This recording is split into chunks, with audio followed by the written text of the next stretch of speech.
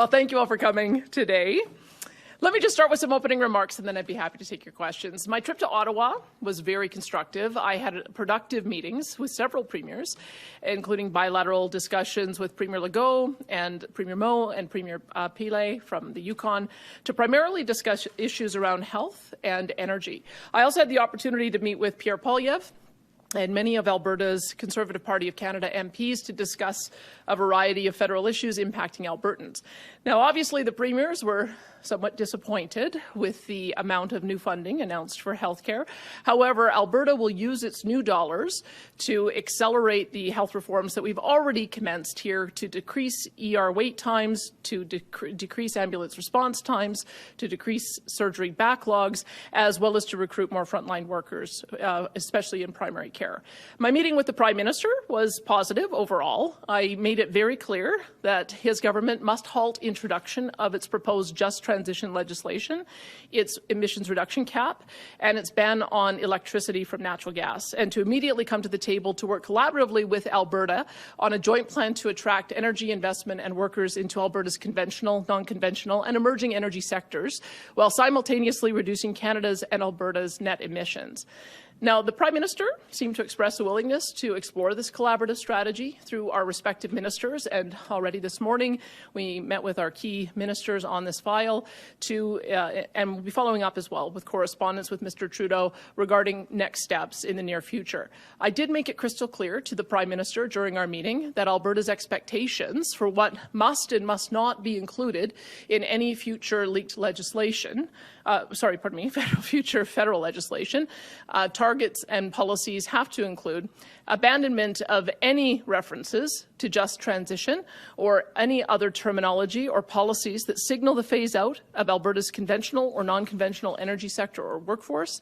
We must also see increased workforce training and participation in all of the conventional, non-conventional and emerging energy sectors.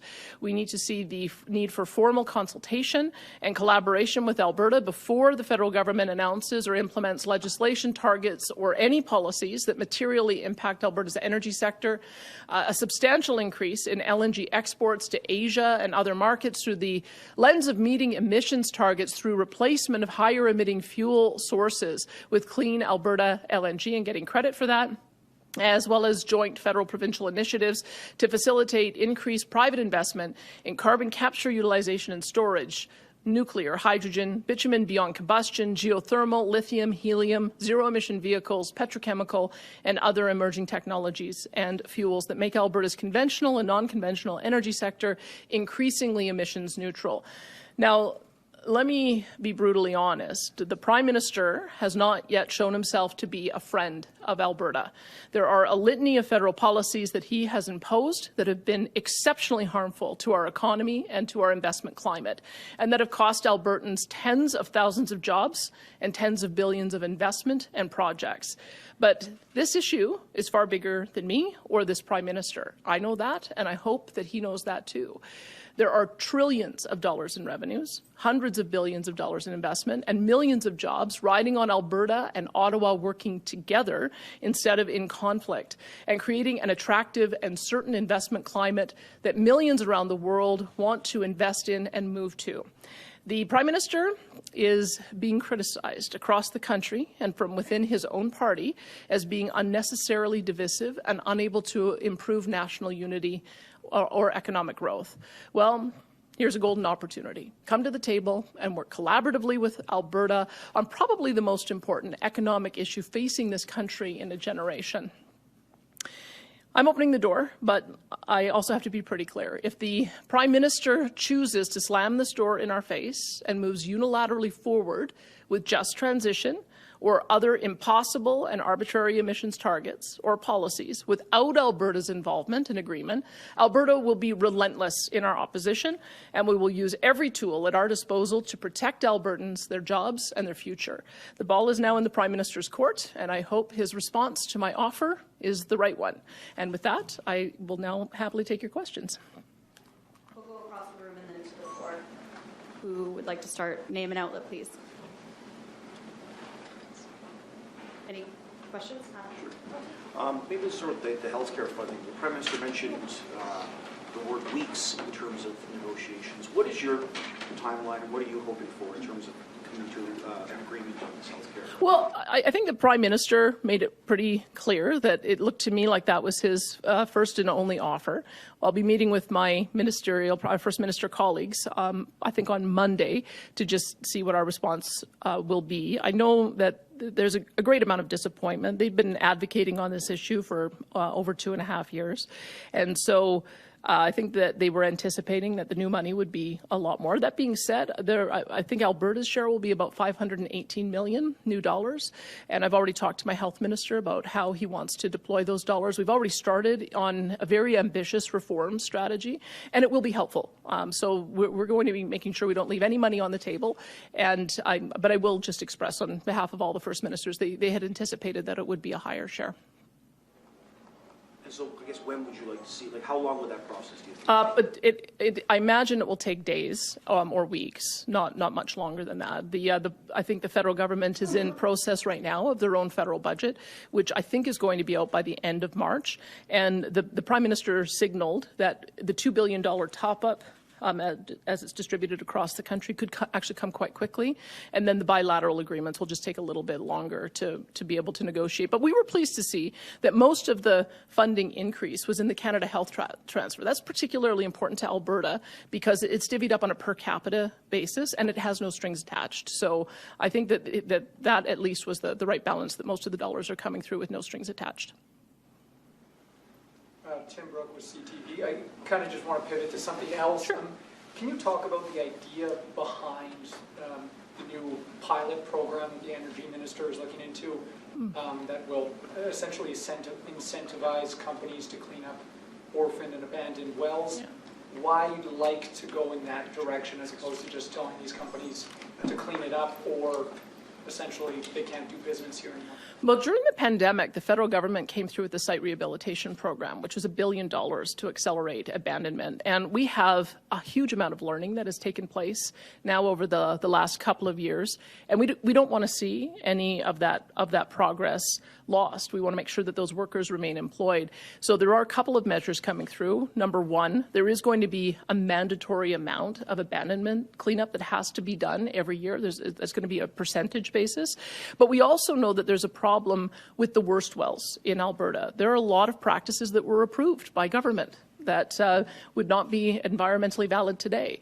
And as a result, a lot of those sites, I'm talking about flare pits, I think we've got over 4,500 flare pit sites, they just end up getting pushed forward decade after decade with nobody wanting to take on the liability of cleaning those up.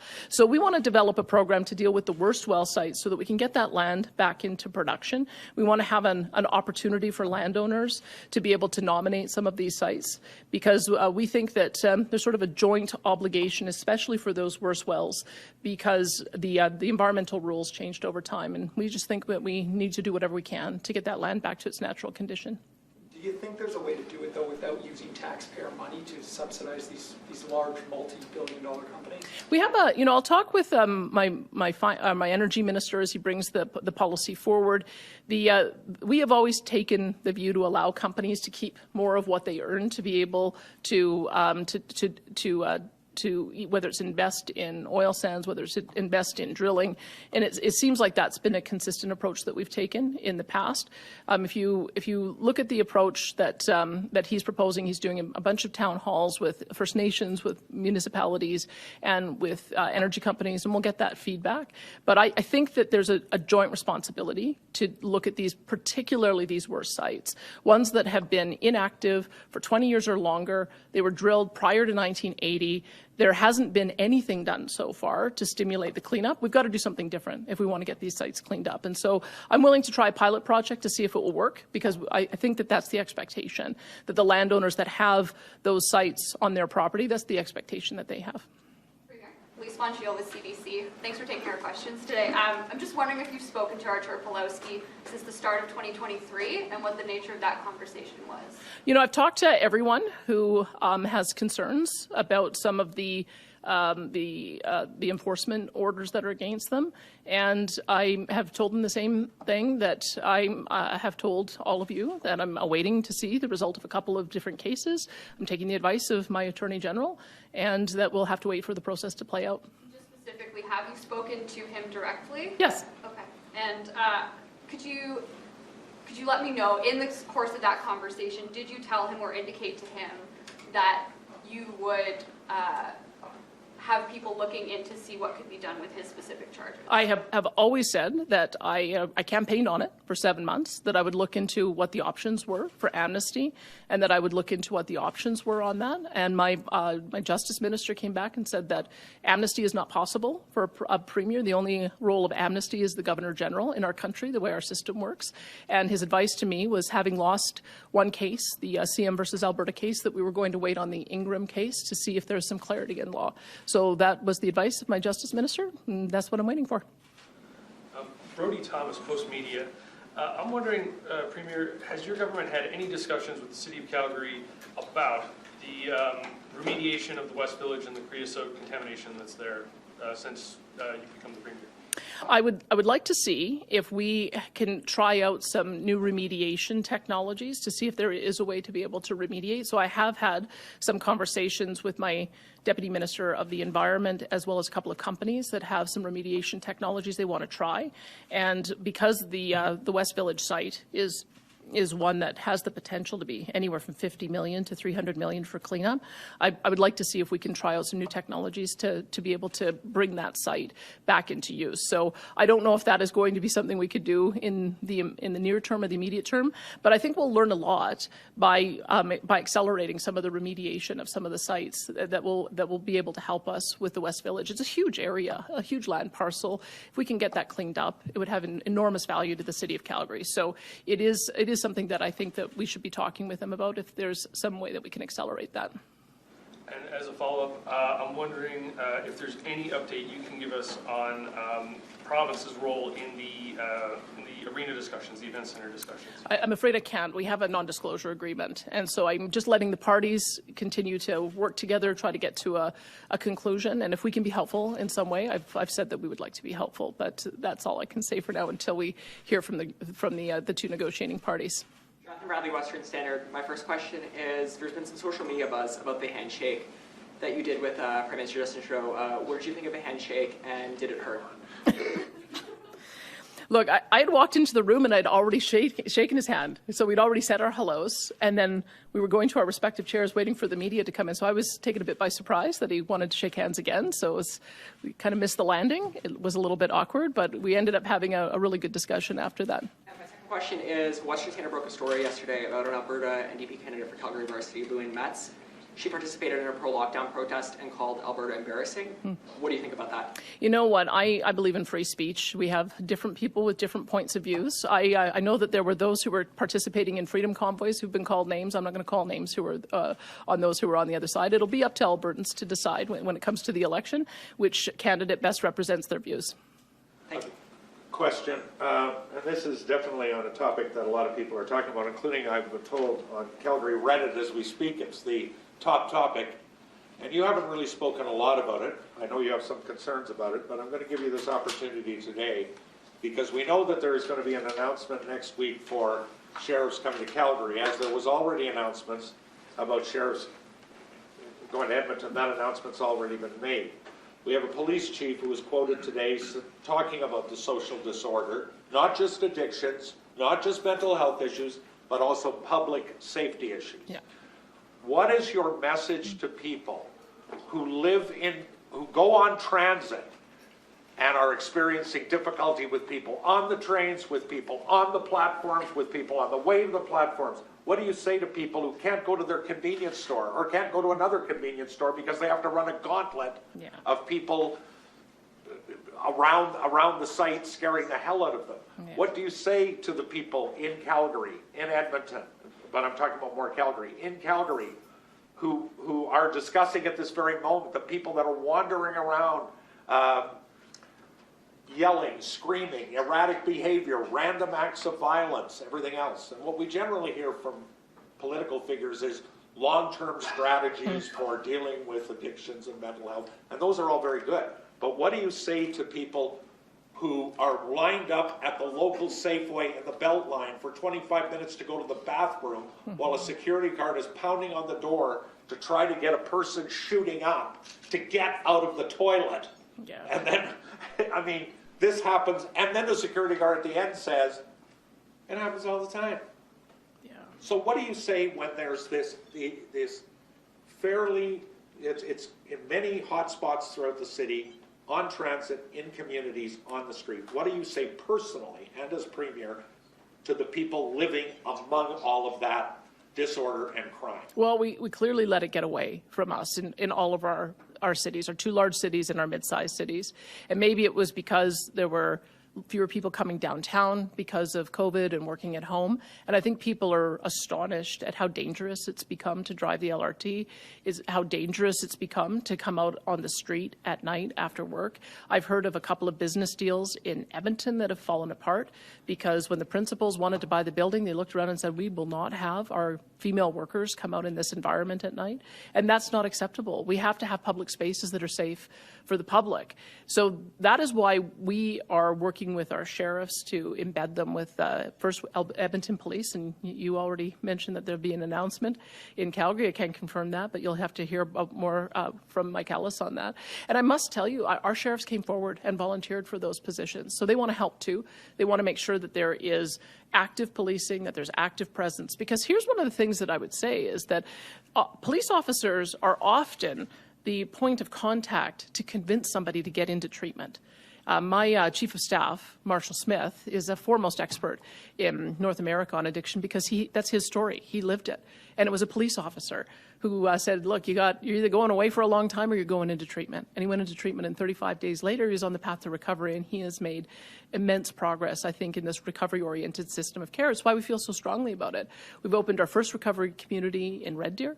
We've got 11 more that are being built. So this isn't long-term solutions. This is immediate. We're increasing our number of treatment beds to 8,000 so people can go into them without cost. It's not just going to be a 28-day program. They'll be able to stay for as long as a year because we believe in people. We believe that it's important for us to give people their individual agency back so that they can get back on with their lives. So I see it from both sides. I've seen I've met many people who have been in recovery and gone on to live very productive lives and pay it forward, and that's what we want to keep on doing. But we also have to have zero tolerance for the social disorder. It's too dangerous. So what is your message to citizens? You've talked about people getting into recovery, and I know all about that. But what is your message to them as they still experience this? I'm not expecting any government to snap their fingers and it all goes away, but what is your message to those residents, those citizens, those Albertans who are experiencing, for whatever reason, the fallout from all of this? What do you want to tell them? If you could tell them, if you were sitting with me and talking to these people, what would you tell them? Well, help on the way. I mean, what's happening? Well, we are going to help as a provincial government. That I think that it's overwhelmed the forces in Calgary and Edmonton. It's overwhelmed the forces of transit, and they need us to be able to be that connection point so that we know that, or so that residents know that we're serious, not only about addressing the public disorder, but about getting people off the streets and into care. I mean, I've told my staff what I would love to see is all of the tents dismantled and never reestablished again, because we have a safe place for somebody to go to get treatment or a safe place for them to be sheltered. It's not a dignified way for somebody who is suffering in the throes of addiction to be living, and it's not a safe environment when you see open-air drug abuse and needles on the street. I think we unfortunately allowed for it to get away from us over the last couple of years, but we're not going to allow that anymore. We're going to have this first 15-week pilot project, and I hope it works. And if it works, we're going to do more of that, because this isn't a problem anymore in just Calgary and Edmonton. It's a problem in Lethbridge. It's a problem in Medicine Hat. It's a problem in Wetaskiwin. Every community that you go to is beginning to see this kind of open disorder. It's dangerous, and I think it's causing people to lose confidence in public policing, and we can't have that. So we support our police services, we support our sheriffs, and we're looking forward to them working together to address this issue. Go ahead. Hi, Premier Mark Villani, CTV Calgary. My question, the NDP is accusing your government of what it calls starving the system. We're talking about healthcare spending, removing essentially $1.7 billion, they say, in healthcare spending each year and not accounting for population growth or inflation. I wanted to know what your response was to that, and how do you plan to address staffing shortages, surgery wait times, other healthcare issues with this deal moving forward here as well? Well, we have a record number of doctors in our province as of December 2022, 11,400. From the time that the NDP were in to now, we have 1,800 new net nurses. So we've got an investment in both of our both of those important frontline care. We're working with our paramedics to make sure that we're reducing the number of trips that are for treatable conditions at home or on site, or making sure that we have a different alternative to get people transported to routine doctor's visits, so that we have our ambulances available for the most urgent care. So those are the things that we're doing to make sure that we're supporting our doctors, our nurses, and our paramedics. We also have seen, I think our healthcare budget is 42% of our overall spending. We had a plan that was announced last year to increase funding $600 million a year, last year, this year, and next year. We're going to be able to invest more now with the federal government assisting us. And it is absolutely a priority, because one of the things that my health minister, Jason Copping, says is that as we're moving and building out new types of service delivery, we have to be able to fund what's happening traditionally, but then also still be able to fund home care and continuing care and our mental health support. So it is going to be expensive in the short term, but we absolutely have a commitment to be investing in healthcare. It's our number one priority. Okay, so let's talk about this healthcare funding plan moving forward here. You say it could take maybe days or weeks, or say it doesn't go well for Alberta here. Is it a liability if we don't accept this deal? And you go into an election in May, for example, and we don't have some sort of good plan in works here for Albertans. Yeah. We are not going to leave any dollars on the table. And well, we would have hoped that Ottawa would have wanted to come forward and be a more generous partner. The way the system initially started out was that we were going to be 50-50 funding partners. They're now down to about 20%. They'll argue 30% because of tax point transfer, but they've signaled with the proposal that they have no intention of increasing that share, which is fine. That's the position that they have taken, and it doesn't mean that our advocacy stops. But I think $518 million coming to Alberta is significant, and we're going to be able to do some good things with that. But we're not going to leave any money on the table. All right, we're going to head to the phone lines. Operator, can you please put through the first caller? David Staples, Edmonton Journal. You met with Pierre Poilievre in Ottawa as well. I'm wondering if you had any indication from the Prime Minister and from Poilievre about this idea, first of all, of increased LNG exports, and then this idea of Alberta getting credit, I guess carbon credits, for displacing coal use in other places with LNG. Well, do you get any sense if the Prime Minister's open to that, and what's Pierre Poilievre's position? Well, I think that the Conservative Party federally had proposed that all the way back to Andrew Scheer. So I think that they've made their position very clear on that. In the two times that I've talked to the Prime Minister, I've reiterated that I'd like to work with him on finding a way that we can use that green transfer mechanism in the Paris Accord.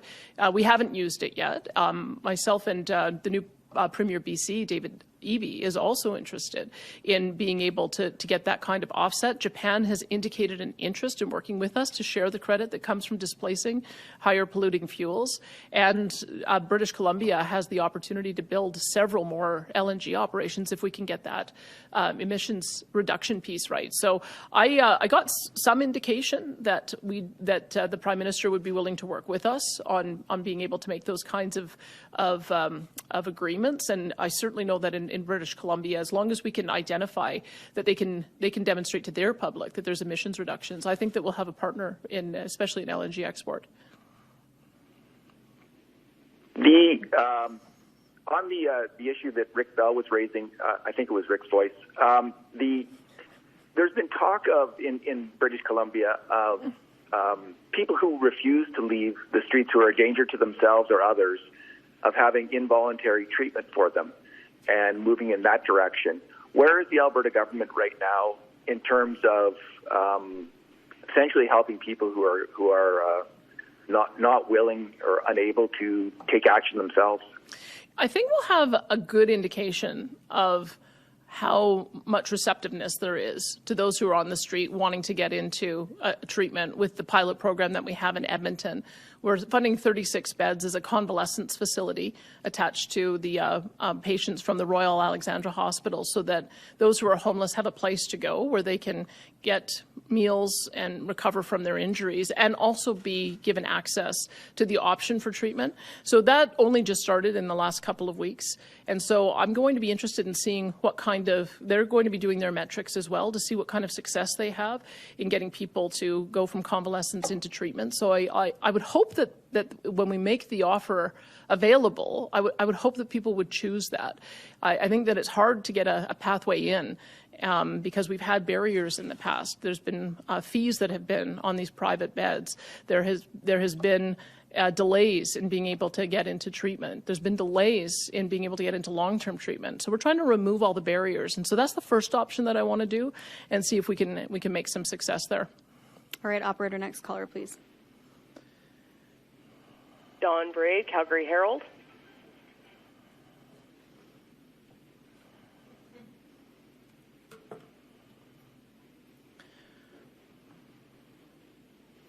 Don, are you there?